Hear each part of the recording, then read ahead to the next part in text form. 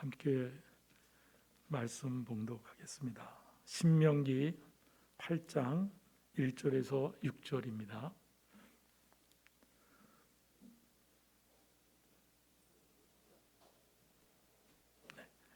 함께 읽겠습니다. 내가 오늘 명하는 모든 명령을 너희는 지켜 행하라. 그리하면 너희가 살고 번성하고 여호와께서 너희의 조상들에게 맹세하신 땅에 들어가서 그것을 차지하리라. 내 하나님 여호와께서 이 40년 동안에 내게 광야길을 걷게 하신 것을 기억하라. 이는 너를 낮추시며 너를 시험하사 내 마음이 어떠한지 그 명령을 지키는지 지키지 않는지 알려 하심이라. 너를 낮추시며 너를 줄이게 하시며 또 너도 알지 못하며 내 조상들도 알지 못하던 만나를 내게 먹이신 것은 사람이 떡으로만 사는 것이 아니요 여호와의 입에서 나오는 모든 말씀으로 사는 줄을 내가 알게 하려 하심이니라. 이 40년 동안에 내 의복이 헤어지지 아니하였고 내 발이 부르트지 아니하였느니라. 너는 사람이 그 아들을 징계함 같이 내 하나님 여호와께서 너를 징계하시는 줄 마음에 생각하고 내 하나님 여호와의 명령을 지켜 그의 길을 따라가며 그를 경외할지니라. 아멘. 오늘은 믿음을 누리는 삶 네 번째 말씀입니다. 모세의 고별 설교, 그다음에 어쩌면 유언과 같은 말씀을 통해서 저희가 어떻게 믿음을 누릴 수 있는지 묵상하도록 하겠습니다. 신명기는 헬라어로 뉴테로노미움 이렇게 표현합니다. 뉴테로 그러면 두 번째, 노미온 그러면 율법입니다. 근데 우리 한글 신명기는 어떻게, 이건 한자어입니다. 우리가 보통 별신, 납신 얘기하지만 이 한자의 뜻에는 거듭하다, 되풀이하다 이런 뜻이 있습니다. 그리고 계명의 기록이라는 뜻의 명기가 붙어 있습니다. 신명기입니다. 거듭하여, 되풀이하여 율법이다 이렇게 됩니다. 그럼 첫 번째 율법은 어떤 것일까요? 바로 모세오경에 신명기 앞에 있는 네 가지를 다 말씀할 수 있습니다. 창세기, 출애굽기, 레위기, 민수기. 또 이렇게 좁은 의미로 우리가 얘기한다면 시내산에서 모세가 받았던 십계명 율법을 얘기할 수 있습니다. 그렇다면 오늘 두 번째 율법 신명기는 가나안 땅에 들어가기 직전 요단강 반대편에 있는 모압 평지에서 받은 말씀입니다. 신명기 1장 5절에는 이렇게 표현되어 있습니다. 모세가 이 율법을 설명하기 시작하였더라 일러스되 이렇게 표현된 말씀 때문에 학자들은 신명기를 긴 설교 3편이다 이렇게 표현하기도 하고 연설이다 이렇게도 얘기합니다. 그런데 우리 보였던 말씀대로 율법의 내용이 반복되어 설명되어 있는 것입니다. 그래서 보통 앞부분 4장까지는 회고의 내용들이 좀 적혀 있고요. 그 다음에 본문이 속해 있는 두 번째 설교 말씀의 4장부터 28장에는 율법의 내용들이 세세하게 써 있습니다. 그럼 마지막까지는 마지막 유언과 같은 말씀이 되어 있습니다. 본문 말씀 신명기 8장 1절에 보면은 모든 명령을 지켜 행하라. 그리하면 살고 번성하고 맹세하신 땅에 들어가서 그것을 차지하리라. 이 문맥 내용 그대로 보면 이 말씀의 목적과 방법을 핵심 있게 딱 신명기의 말씀 3번의 연설, 3번의 설교, 이 유언의 내용은 바로 명령을 지켜 그러면 살고 번성하고 약속한 땅에 차지한다. 이 부분에 대한 얘기를 밝히고 있습니다. 본문의 배경에 대해서 또 상황에 대해서 간단하게 살펴보고자 합니다. 장소는 벳볼 맞은편 골짜기 이렇게 표현되어 있습니다. 모압 평지 이렇게 되어 있습니다. BC 1446년 출애굽합니다. 홍해를 건너서 스콧에서 수르 광야까지 이릅니다. 그래서 우리가 성경을 쭉 읽으면 마라 나옵니다. 다 기억나시죠? 엘림, 신광야가 나옵니다. 그리고 호렙산, 시내산, 모세의 산 하는 시내산이 나옵니다. 그리고 나서 가데스 광야가 나오고 그 다음에 모압 평지까지 오는 겁니다. 그래서 지금 모압 평지입니다. 따지고 보면 신명기 앞에 있는 민수기는 어떻게 보면 모든 이 과정을 다 기록하고 있습니다. 그런데 신명기는 옛날에 목사님께서 설명하셨던 이 성경의 땅으로 들어가라, 정재순 이호의 한동대 교수님 공저로 되어 있는 책에 보면은 이 신명기는 한 모압 평지 약 6개월 머물렀는데 그것도 마지막 1개월 되어 있는 1개월 동안의 얘기다, 이렇게 기록되어 있습니다. 또 다른 학자들은 이걸 더 길게 얘기하기도 합니다. 학자마다 입장이 있지만은 우리는 이러한 생각을 보면서 알면서 읽을 수 있습니다. 어쨌든 가나안 땅을 들어가기 직전의 상황입니다. 그리고 시간적으로는 이러한 모든 시간 BC 1446년에서 40을 빼야 되겠죠. 40째 해, 그다음에 11달 때 되는 날, 그 달의 첫째 날, 바로 그 시간입니다. 그 시간에 요 모압 평지 6개월 동안에 마지막 1개월에 있는 동안에 3번의 설교 중에 말씀에 대해서 신명기 1장 3절에는 이렇게 시간을 얘기합니다. 그런데 이 상황이 과연 어떤 상황인가 우리가 한번 살펴볼 필요가 있습니다. 모세의 입장에서 보면 하나님이 명령하셔서 지금까지 이스라엘 백성들을 끌고 왔습니다. 어디로 향합니까? 가나안 땅으로 향합니다. 그런데 가나안 땅을 그냥 바라만 보게 돼 있습니다. 건너가지 못한다, 이렇게 말씀하셨습니다. 우리가 아는 사건입니다. 무리바의 물 사건입니다. 다툼의 사건입니다. 광야길에서 물이 없어서 아우성치고 원망할 때에 하나님께서 말씀하십니다. 반석에게 명령하여 물을 내어주라, 이렇게 말씀하십니다. 그런데 모세가 지팡이로 이 전의 것에 대한 습관적 또는 선입견, 많은 학자들의 표현이 있지만 성경은 그냥 어쨌든 2번 쳤습니다. 2번 친 이후에 물을 내서 물을 줬습니다. 그럼에도 불구하고 민수기 20장 12절에 바로 여호와께서 말씀하신다. 너희는 나를 믿지 아니하고, 두 번째, 내 거룩함을 회중 앞에 드러내지 아니하고, 결론은 너희는 모세와 아론에게 말합니다. 지도자에게 너희는 이 회중을 이끌고 내가 약속한 땅으로 인도에 들어가지 못할 것이다. 얼마나 황망하고 황당한 상황이었습니까? 그래서 여호수아 1장 1절에 보면은 모세가 죽으니라는 조건이 딱 되고 나면 바로 2절에 여호와께서 지시하십니다. 모세가 죽었으니 가나안 땅으로 들어가라. 모세는 애원합니다. 저에게 기회를 다시 달라고. 하나님은 그것으로 족하다, 됐다 말합니다. 좌절과 낭망의 시간이 될 수 있습니다.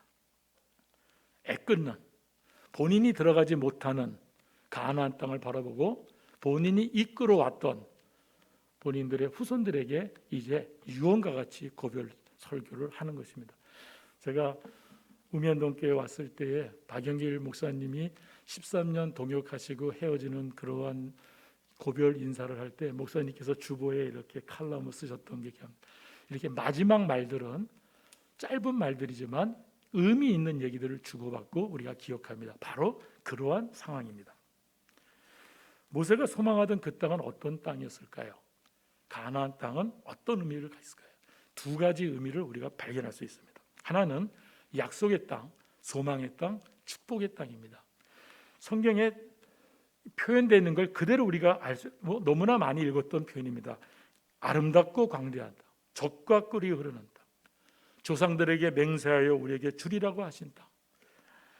우리 본문의 바로 앞 7장에, 신명기 7장에는 토지 소산과 곡식과 포도주 기름이 풍성한 곳, 소와 양식이 번식하는 땅, 이렇게 표현되어 있습니다.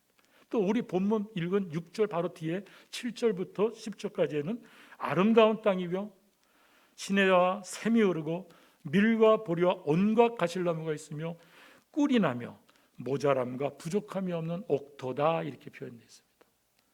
뭐가 연상될까요? 저희가 창세기로 가면 창세기 1장, 2장에 표현되어 있는 에덴 동산 같지 않습니까? 생육하고 번성하라, 이렇게 표현되어 있지 않습니까? 또 모든 가실나무로서 먹을 거로 주겠다, 이렇게 말씀하십니다.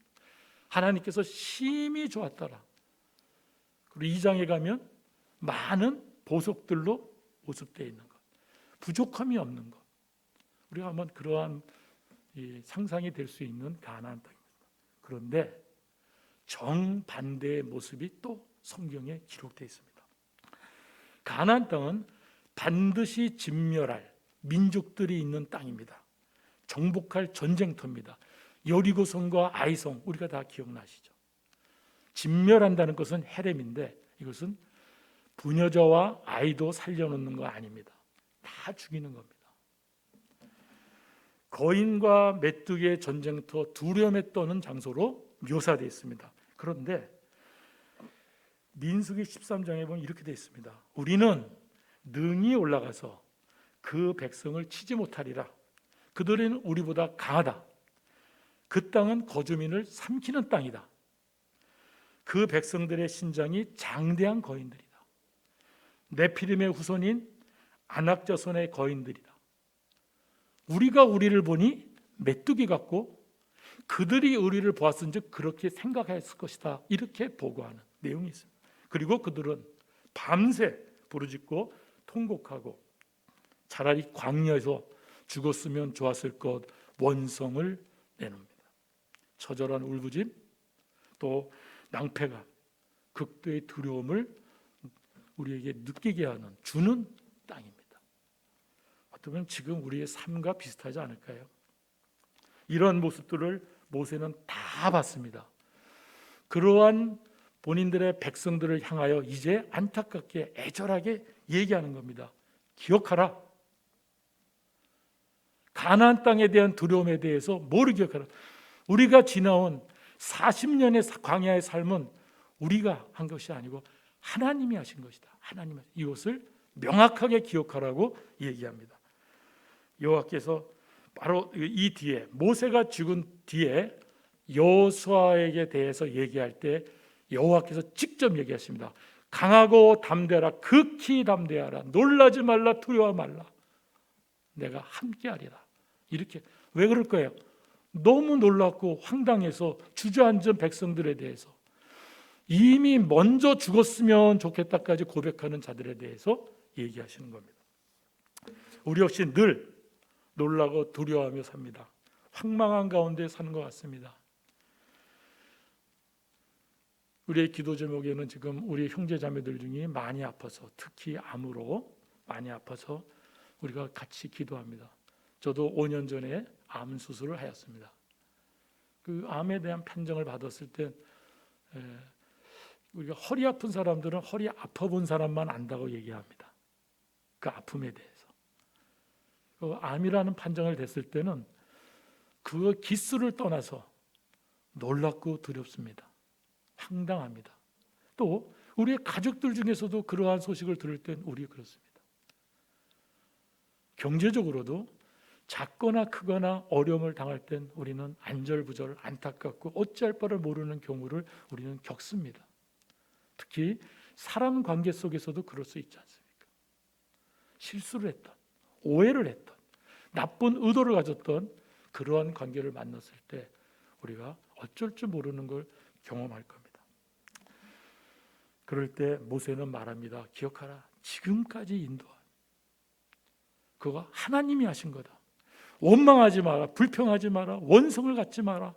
불만을 표현하지 마라. 하나님이 하신 것이다. 이런 고백이 있기를 바랍니다. 그러면서 가나안 땅을 차지할 것이라 축복의 명령을 한 겁니다. 바울 사도도 빌립보에서 말씀하십니다. 형제들아, 나는 아직 내가 잡은 줄로 여기지 아니하므로 앞에 있는 것을 잡으려고 푯대를 향하여 그리스도 예수 안에서 하나님이 위에서 부르신 부름의 상을 위하여 달려가노라. 우리는 인생을 지금 달려가고 있습니다. 특히 수요 예배 나오시는 우리 성도 여러분들 다 연세가 지극하시지 않습니까? 마지막을 향하여 우리가 달려가고 있습니다. 가나안 땅 곧 약속의 땅을 차지하며 나아가는 것은 또 하나의 광야길이라고 볼 수 있습니다. 하나님의 나라를 향한 우리의 인생과 똑같습니다. 오늘 본문은 모세의 말처럼 기억하라 합니다. 지금까지 하나님께서 광야길을 걷게 하셨다. 기억하라. 그것은 떡으로만 사는 것이 아니라 하나님의 말씀으로 사는 것을 알게 하려 하심이라. 이것이 목적입니다. 본문을 통해서 다음 세 가지를 묵상하면서 교훈을 얻고자 합니다. 본문은 말씀드렸던 대로 BC 1446년 출애굽한 역사적 사실에 근거하면서 출발된 시간입니다. 그리고 40년의 광야 시간이 끝난 11번째 달 첫째 날에 이루어지는 그러한 말씀 속입니다. 모세는 몸으로 다 겪은 팩트, 사실입니다. 여러분의 인생도 지금까지 몸으로 다 살아오지 않으셨습니까? 하나도 부정할 것이 없는 것입니다. 자, 이러한 사실 속에서 무엇이 답답해 모세는 지금 호소하고 알려주고 명령하고 계실까요? 저희가 한번 묵상할 것은 첫 번째는 정말로 하나님께서 광야길을 걷게 하셨는가? 두 번째는 반드시 기억해야 할 광야길은 과연 무엇인가? 어떤 길인가? 세 번째로 왜 광야길을 걷게 하셨는가? 기억하라는 것은 무엇을 의미하는 것인가? 간단히 살펴보도록 하겠습니다. 첫째, 정말로 하나님께서 광야길을 걷게 하셨는가? 예스, 아멘, 아멘입니다. 정말 아멘입니다. 어르신들을 보면서 제가 무슨 그렇게 감히 얘기할까요? 근데 저도 되돌아보면 아멘, 감사합니다 뺏기 고백하는 게 없습니다. 가장 즐거운 일이 아멘, 감사합니다. 성경에 세세히 기록되어 있습니다. 이제 내가 너를 바로에게 보내어 너에게 내 백성 이스라엘 자손을 애굽에서 인도하여 내게 하리라. 그 후에 모세와 아론이 바로에게 가서 이르되 여호와께서 이렇게 말씀하시기를 내 백성을 보내라. 이 성경의 말씀들입니다. 하나님이 홍해의 광야길로 돌려 백성을 인도하시매 여호와께서 내게 명령하신 대로 광야에 들어가서 이렇게라고 말씀합니다. 모든 말씀이 여호와 하나님께서 하셨답니다. 무엇을? 광야길을 하셨답니다. 바로 이것은, 이 광야길은 출애굽 구원 명령입니다.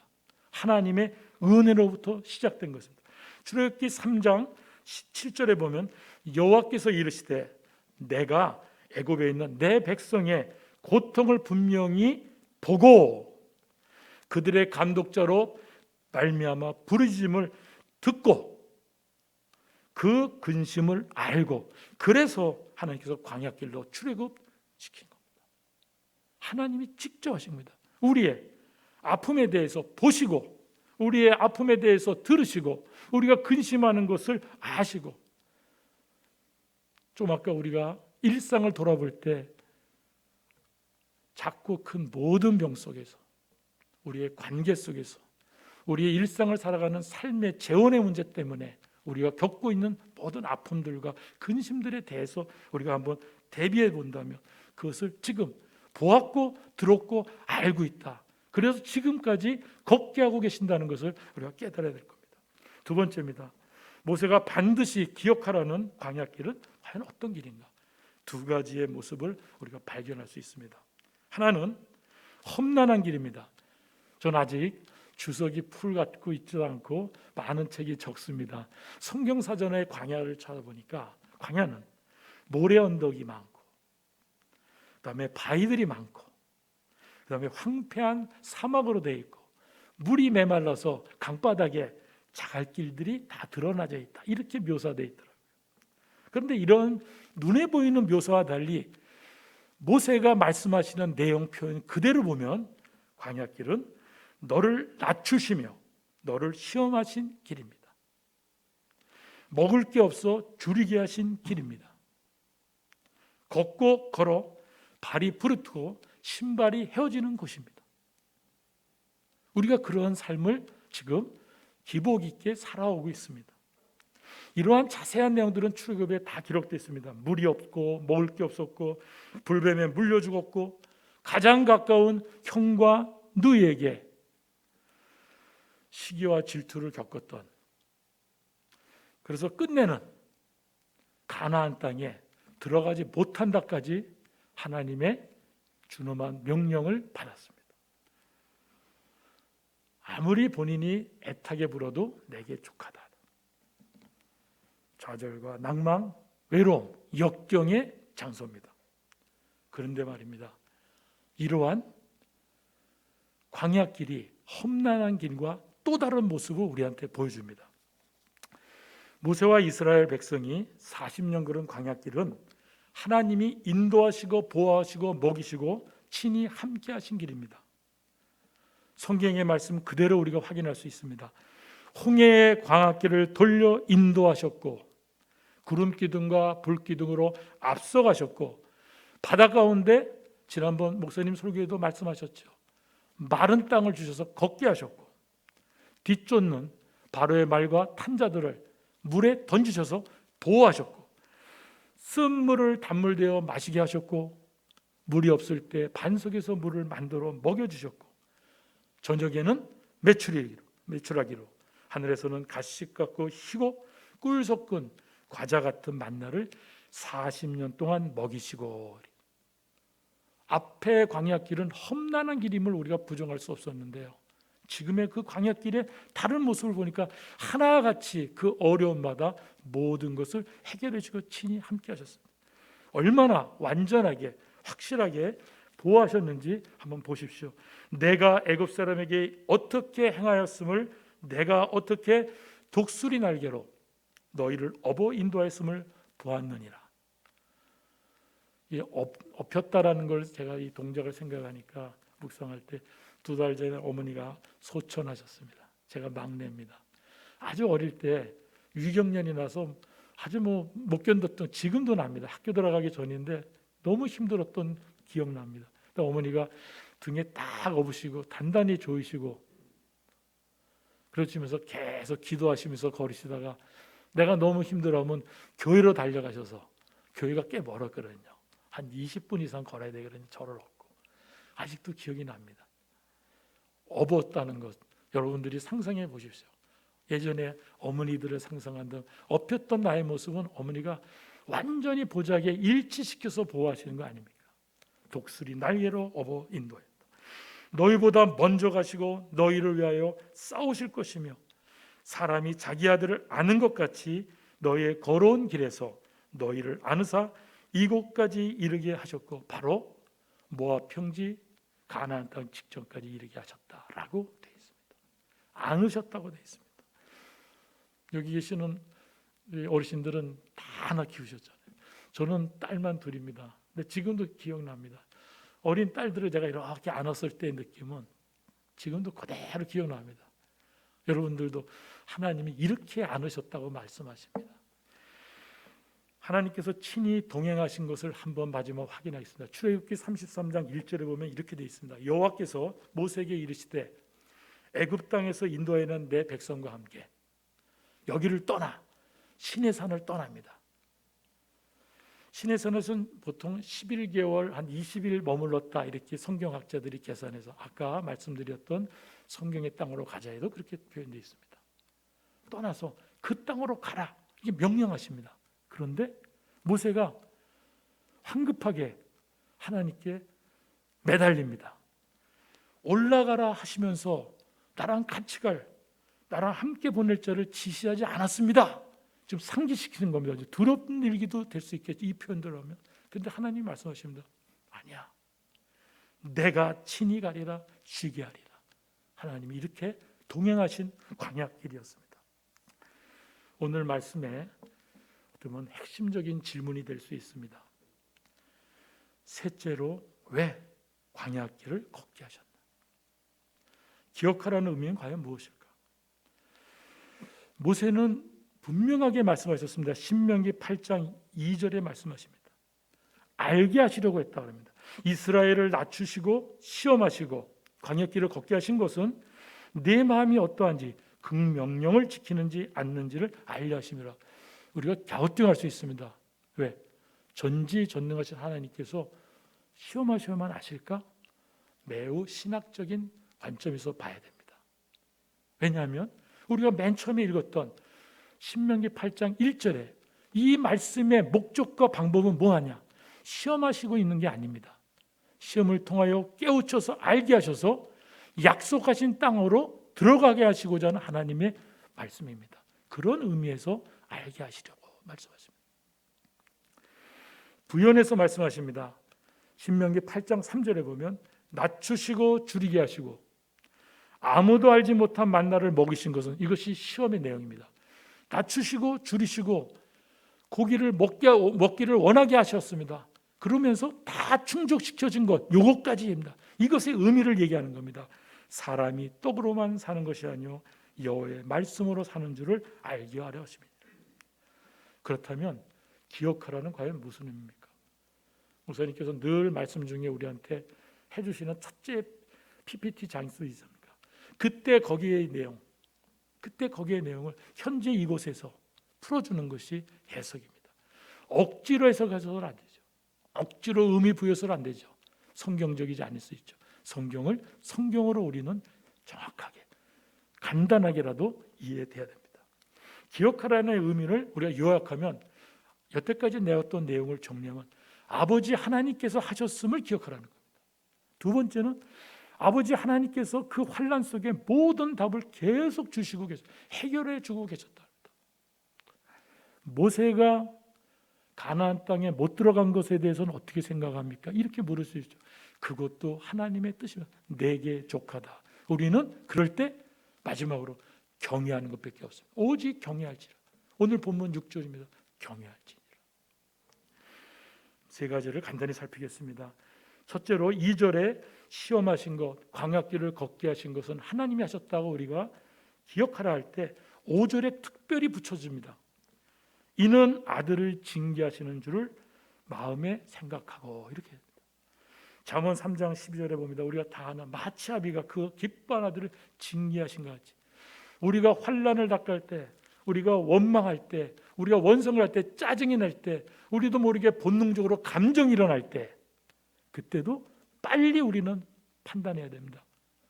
하나님께서 사랑하신 아들로서, 아버지로서 아들을 사랑하심으로써 우리에게 주고 있는 환난과 상황인 것을, 하나님과의 올바른 관계를 깨달아야 되는 겁니다. 두 번째입니다. 3절에 보면은 줄이게 하고 만나를 먹이셨다 그랬는데, 우리가 바로 전에 크게 묶어서 광야길을 묶었던 것처럼 줄이게 하셨는데 먹이셨습니다. 40년 동안. 문제 속에 항상 답을 함께 한 세트로 주셨습니다. 우리가 이 부분을 놓쳐서는 안 됩니다. 믿음, 실질적으로 히브리서 11장 6절에는 표현을 그렇게 합니다. 하나님께서 나아가는 자는 반드시 그가 계신 것을 믿어야 할지. 우리는 믿는 자입니다. 그래서 오늘 제목이 믿음을 누리는 삶입니다. 믿는 우리는 하나님께서 살아계심을 정말로 고백하고 믿고 있는가 되돌아봐야 됩니다. 이것을 기억하라고 합니다. 왜? 그렇다면 전능하신 하나님께서 모든 것을 아버지와 같이 허락하고 이끄시고 있다는 것을 고백할 수밖에 없다는 겁니다. 그래서 범사의 모든 일에, 이 범사와 모든 일에는 좋은 얘기로만 하는 게 아니고요, 우리가 교훈을 얻고자 할 때는 가장 나쁜 뜻에서 어찌 이럴 수 있습니까? 하나님, 내가 어떻게 이런 상황에 처할 수 있습니까? 이렇게 생각되는 것들, 우리가 분노를 일으키는 거룩한 분노라고 하고 거룩한 부담을 느끼는 상황에 접할 때라도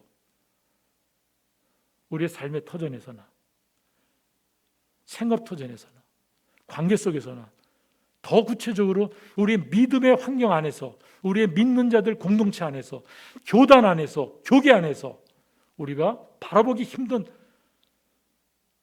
답답하고 견딜 수 없는 것을 만날 때마다 우리는 새겨야 됩니다.